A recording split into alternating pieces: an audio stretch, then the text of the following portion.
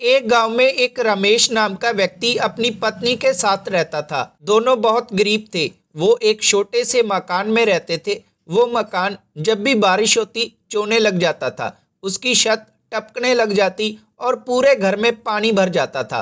रमेश के पास थोड़ी सी जमीन थी जिससे वो अपने घर का गुजारा करता था। एक दिन रमेश गांव से अपने घर में वापस आता है और उसकी पत्नी कहती है, जी सुनते हो, कुछ ही दिनों में सावन का महीना शुरू होने वाला है और हमारे घर के हालात ठीक नहीं है। हमारे घर की छत भी कमजोर है। आप जैसे कैसे करके एक छत रिपेयर करवा लो जिससे हमको बड़ी आसानी होगी। तभी रमेश अपनी पत्नी से कहता है कि तुम ठीक कह रही हो, मैं कल ही जमींदार के पास जाता हूँ और उससे थोड़ा कर्ज लेकर अपने घर की छत ठीक करवा लेता हूँ। रमेश अगले दिन जमींदार के पास जाता है और उनसे जाके कर्ज मांगता है, लेकिन जमींदार कर्ज देने से इनकार कर देता है। वो कहता है कि पिछला कर्ज तो तुम वापस नहीं कर पाए, पिछली बार सूखा पड़ गया था, इस बार तुम जो कर्ज ले रहे हो वो कैसे वापस करोगे। ऐसा बोलकर उसको कर्ज देने से मना कर देता है। रमेश चुपचाप अपने घर पर वापस आ जाता है। अगले दिन सावन का सोमवार था। रमेश और उसकी पत्नी भगवान शिव के प्रिय भक्त थे। वो दोनों पूजा का सामान लेकर अगले दिन मंदिर में जाना चाहते थे, लेकिन सावन के पहले ही सोमवार में बारिश होना शुरू हो जाती है। रमेश और उसकी पत्नी देखते हैं कि बारिश शुरू हो गई है।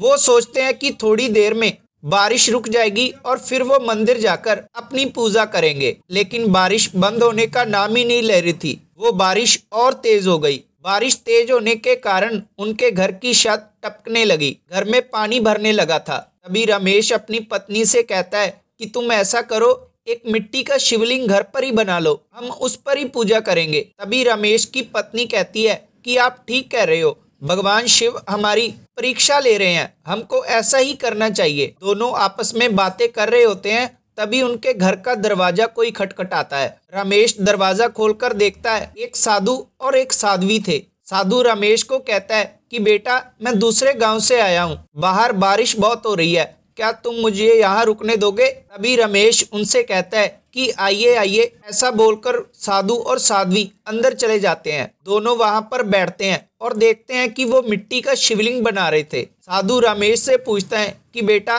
तुम मिट्टी का शिवलिंग क्यों बना रहे हो। तो वो कहता है कि हम भगवान शिव की पूजा करने मंदिर जा रहे थे, लेकिन बारिश शुरू हो गई, इसी कारण हम मंदिर नहीं जा पाए। शिवलिंग बन जाता है। रमेश शिवलिंग पर कुछ फल चढ़ाने लगता है। तभी साधु कहता है कि बेटा, मुझे भूख लगी है, पहले मुझे खाने को दो। तभी रमेश उसको वो फल दे देता है। जब शिवलिंग पर दूध चढ़ाने की कोशिश करता है, तभी साध्वी कहती है कि बेटा, मुझे भी भूख लगी है, मुझे भी कुछ खाने को दो। तभी रमेश उनको वो दूध पीने को दे देता है। तभी साधु और साध्वी कहते हैं कि अब हम विश्राम करने जा रहे हैं। दोनों विश्राम करने चले जाते हैं और रमेश और उसकी पत्नी अपने दरवाजे की तरफ बैठकर बातें करने लग जाते हैं कि आज तो हम पूजा भी नहीं कर पाए, तो कल क्या होगा, कल ये बारिश रुक जाए, तभी हम फल लाकर भगवान शिव के मंदिर जाएंगे। बातें करते करते वो दोनों सो जाते हैं। जब सुबह उनकी आँख खुलती है तो वो देखते हैं कि जो मिट्टी का शिवलिंग था वो सोने का बन चुका था और उनका घर एक बड़े महल में बदल चुका था।